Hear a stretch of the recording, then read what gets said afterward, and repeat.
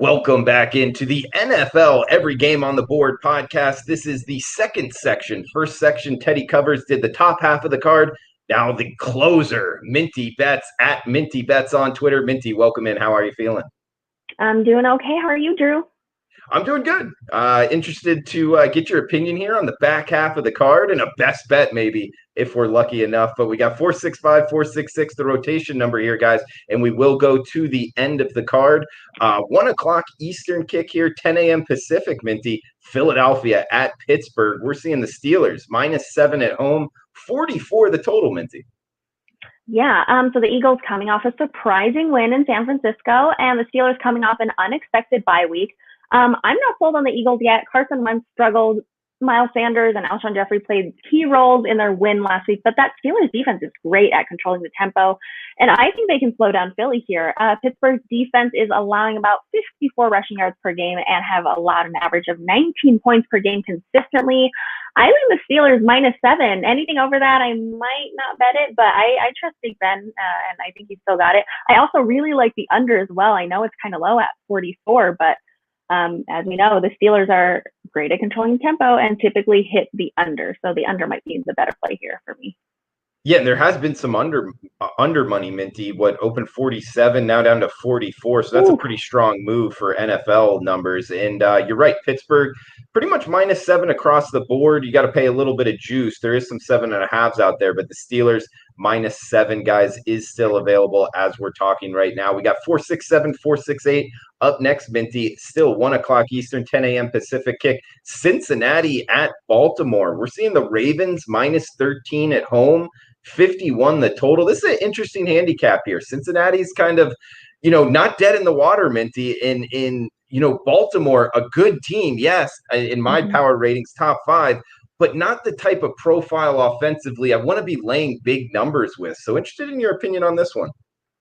Yeah, that's a big number, and I don't like, laying double digits with the favorite or taking double digits with the dog. This is a battle of Heisman winner versus Heisman winner, though, so it should be a great game.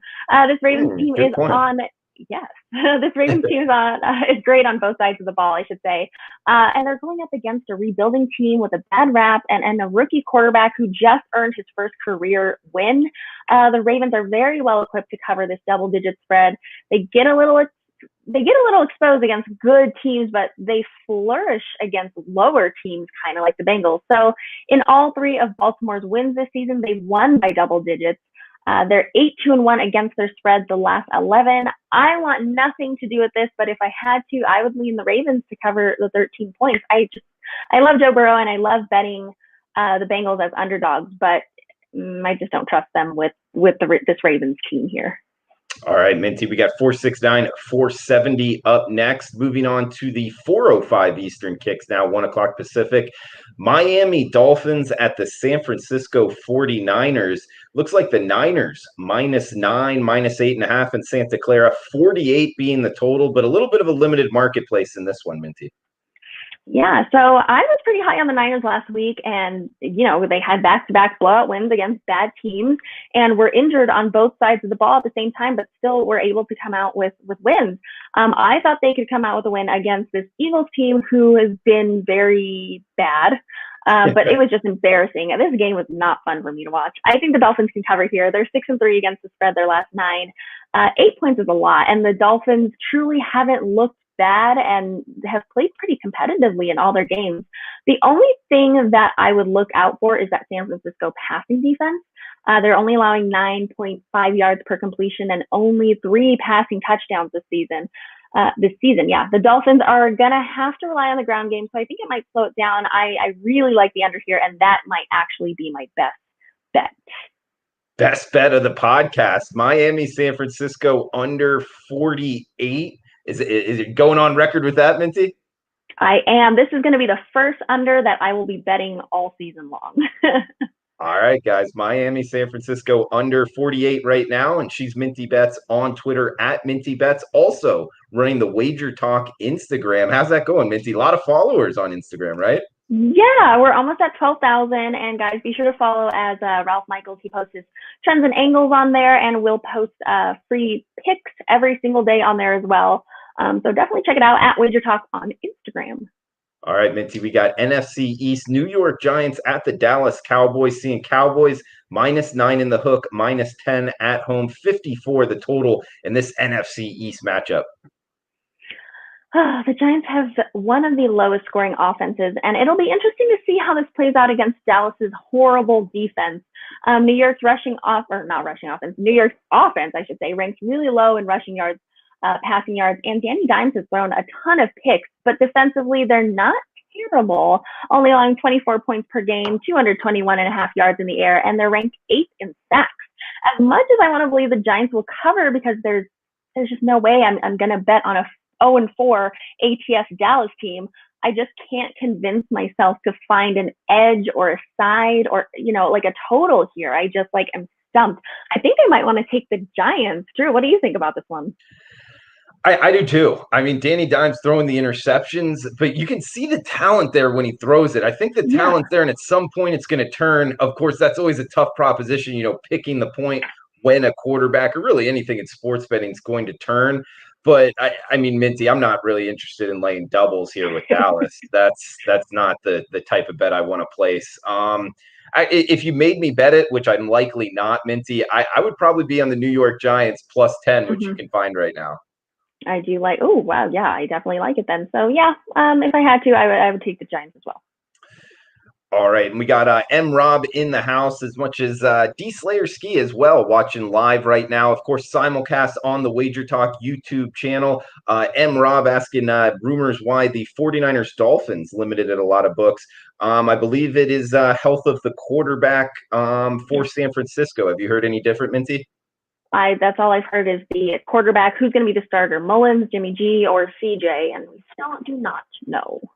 And so that's what I would mostly think that is for M. Rob. But thanks for chiming in live simulcast on the WagerTalk YouTube channel. And of course, this is the Sports Memo podcast, wherever you're downloading your podcasts at. Remember, Sports Memo podcast. We're doing every game on the board in the NFL and college football. So thanks for joining us, guys. We got Indianapolis at Cleveland up next. Rotation number 473. 474, 425 Eastern kick in this one, Minty. We're seeing Indy -1 in the hook on the road, 46 being the total. Ooh, the Colts surprised me this season. They're 3-1 straight up and against the spread, I believe. This offense is averaging 245 yards per game in the air, 25.8 points per game. Their defense is no joke, allowing only 14 points per game from their opponents. The Browns have more advantage on the ground than in the air, though. This is a nice short line where I feel comfortable laying the points with Indianapolis. The Browns still need to work on their defense, and they lost Nick Chubb, which could take a hit to their offense this time around. I also might look to the under in this game as well, since I think both defenses are pretty solid. 46. If it gets a little higher, I might bet the under for this one. And Minty, I mean, Indianapolis, you talked about it. Stats wise, their defense is up there with the best of them. I mean, I guess you could argue the number one defense in the NFL, depending what stats you want to go off of. It's just the quality of opponent. Jacksonville, Minnesota, New York Jets, Chicago Bears, those offenses aren't exactly lighting it up. So it's kind of tough to tell how good is the Indianapolis Colts defense. I would say they're good. I don't think I would put them number one. What do you think, Minty? Yeah, I agree. It definitely, people often forget who they've played before and then just look at the stats. So be a little cautious, but I kind of still like the under here. Okay, like in the under in the Indy Cleveland game. We got the Sunday nighter and the Monday nighter, and then that will do it for the NFL every game on the board. And guys, if you're watching live, we will start up the college football every game on the board, the last section here at 4:00 Pacific time, simulcast live on the WagerTalk YouTube channel. Sunday nighter here, Minty, we got 475, 476, Minnesota at Seattle. Seahawks -7, a full touchdown at home, 57.5 being the total. Oh my goodness. Okay. Russell Wilson and the Seahawks are 4-0 straight up and against the spread. I'm not going to bet against a guy who's completing 75% of his passes, has the highest, let's see, what is it? Hold on. Sorry. I'm not even reading my notes. Has the third highest passing yards and is number one in the league for touchdown passes at 16 touchdowns, 2 interceptions. Kirk Cousins is at 6 touchdowns, 6 interceptions. I want to bet on the Seahawks here, -7. I mean, a touchdown, yeah, it's a lot. And they're 3-9 against the spread when they're favored by 7 points or more last season. However, they've won 3 out of 4 games this season by 7 or more points. So I actually am going to lay the 7 with the Seahawks. Maybe I'll wait till it gets lower. I don't know. We'll have to see. A lot can change by Sunday night, as we know. Yeah, and I mean Russell Wilson, he's been great. Now the Seattle defense, that's a huge question, Minty. Sometimes so I always worry about the back door here laying the 7. But I mean, Russell Wilson, he really is, one of the top quarterbacks in the NFL. I would say he's the best outside of maybe Patrick Mahomes, Aaron Rodgers. Yeah. Where would you rank Russell Wilson? God, he is number 1 for me. But actually, you know what? Really? Logically, I think Patrick Mahomes is actually the best one out there right now. Okay. I want to say Lamar next and then Russell Wilson, but I am such a Russell Wilson fan, and I don't know why. He can just I think it's because he's just a little bit older than, of course, we expect a lot from young quarterbacks like Mahomes and Jackson, and Dak and stuff like that. But Russell's a little bit older, the veteran quarterback, but you can see him still scramble out of the pocket and get things done. So that's actually why I really like him. He can still throw it down the field. I have so much respect for him. I really hope he wins MVP this year. Yeah, I mean, he's definitely in the running so far. So as long as he keeps it up, I don't know. He might be the front runner here. Talking the Minnesota-Seattle game, the Sunday nighter. Guys, we got one game left. LA Chargers at the New Orleans Saints, the Monday nighter. That's Minty Saints team here. And guys, you can find Minty on Twitter at Minty Bets. She's got a lot going on. Yahoo Sportsbook, the WagerTalk Instagram. Check that out for a lot of free plays. Minty, anything else you wanted to shout out on kind of what you're doing in the sports gambling market? Nope, that's about it. I mean, just those 2 keeps me busy. But yeah, check out Yahoo Sportsbook on Twitter. We post videos every day, college best bets, NFL best bets, my futures bets, which I did make a video on the Stanley Cup winner, and Tampa Bay was my pick to win the Stanley Cup back in July. So, I mean, I don't want to brag, but yeah, I definitely want to check out my futures videos. But that's about it, Drew. The futures videos from Minty Bets. And also, guys, huge shout out to her Instagram, the WagerTalk Instagram. A lot of free plays up there as well. We got the LA Chargers, New Orleans Saints to end the NFL Every Game on the Board podcast here. Minty, 477-478. 8:15 Eastern, 5:15 Pacific kick here. This is Monday Night Football. 50.5 being the total. -7 in the hook or -8. That's New Orleans at home in the Big Easy. Yes. So I think I just did a video with Teddy and Mid-Major Matt, and they're actually not sure if it's going to be played in the Superdome because of the hurricane and everything, which I actually didn't really look too much into it. Regardless of where it's going to be playing, I can't take a side here as both these teams have screwed with me. I'm looking at the under, actually. The Saints are going to have to rely on their ground game a lot. It's going to be tough against this Chargers defense, who is only allowing about 4.5 rushing yards per attempt and have only allowed 1 touchdown on the ground so far this season. They're also not bad against the pass, allowing about 10.8 yards per completion. I think 50.5 where it is at, or I think I saw 51 somewhere, is a great number. Hopefully it gets sped up by then. There's more value on the under for me here, and I just cannot take a side. Don't make me do it. Okay, we won't make you do it here, Minty, but total, maybe look at that, guys, in the Chargers-Saints game. Have you heard anything about this maybe being played in LA, them switching the location? I have no clue. Maybe we'll have to look into that, but they have so much time to decide right now. And who knows, maybe it'll be postponed, and then 20 minutes before the kickoff, they'll be like, just kidding, it's on at the Superdome. But I have actually an interesting question here. I heard you say 8:15 Eastern Standard Time is when the game is going to be. And it's so funny because I'm born and raised here on the West Coast, and all these games start so early. I mean, the latest game is 5 o'clock, right? 5 o'clock p.m.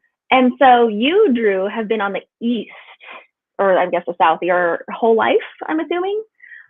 What do you think about, what do you like better? The early games, how our NFL games start at 10, 1, and 5? Or do you like it better later where it starts at 1, 5, and 8?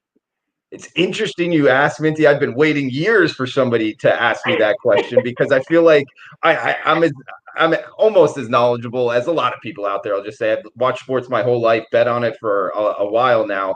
And I've actually lived in all the time zones in the United States, not always in the United States, growing up in Florida, then Ooh. in the Eastern time zone, went to college in Alabama at Auburn in the Central time zone, then also lived in Atlanta in the Central time zone, then moved to Costa Rica, which is Mhm. in the Mountain time zone, and now living primarily in Las Vegas, so the Oh my Western gosh. time zone. And I'll tell you, Minty, um, just going east to west here, it's just too early for me. I would prefer to be, the later games, just because on a Saturday it's 9 a.m. kickoff.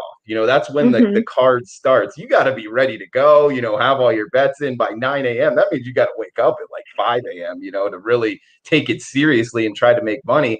And also, I don't mind being kind of like a night owl. So the Right. 10:30 Eastern kickoff, and you're still up at 1:30 a.m. I'm usually up at 1 a.m. anyway, so it's really not that big of it. So if you made me choose, I would be on the East Coast. But as long as you're okay, with your lifestyle, Mhm. waking up early, the West Coast Yep. is good for a lot of people. So that's how I would kind of characterize it, Minty. I don't know. What do you Mm. feel? Early or late? I love the earlier slate because last year I was in Boston and it was around hockey season, and I was waiting to watch the Vegas Golden Knights play. And our game starts at 7 p.m. Pacific Standard Time, but it started at 10 p.m. there, and I was already tired.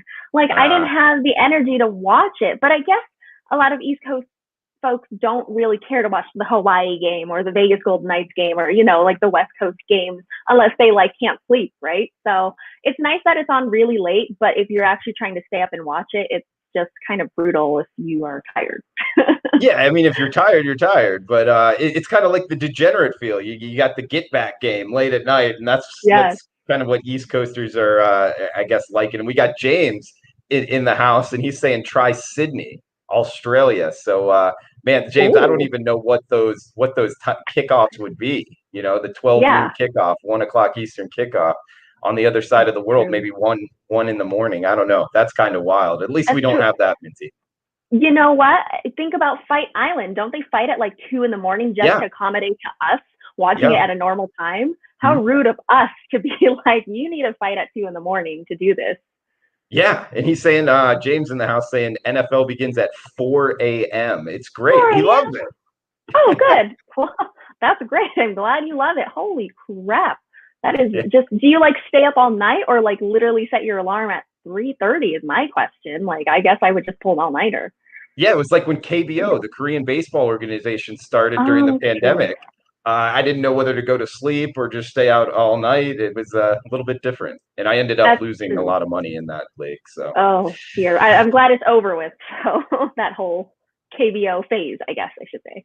For real, Minty, I back that as well. So, guys, that does it for the second half of the NFL Every Game on the Board podcast. The first half, you can get Sports Memo podcast wherever you're downloading it. Also, simulcast on the WagerTalk YouTube channel. Guys, remember $9 Mondays, $2 Tuesdays at WagerTalk and SportsMemo.com. If you're watching on replay, feel free to chime in the comments below. Please like the content on the YouTube. Remember Instagram, WagerTalk with Minty Bets. Also follow her on Twitter at Minty Bets. The best bet for this section, it was the under in the Under. Miami San Francisco 49ers game. It's at 48 right now, guys. So look towards the under on that. Minty, anything else you want to throw out before we shut this down? That's it. Thanks for watching, everyone. All right, Minty, great stuff. As always, have a fun, safe weekend. Guys out there, thanks for tuning in. If you're watching live, we'll be right back with the final episode of the College Football Every Game on the Board podcast. Best of luck, guys.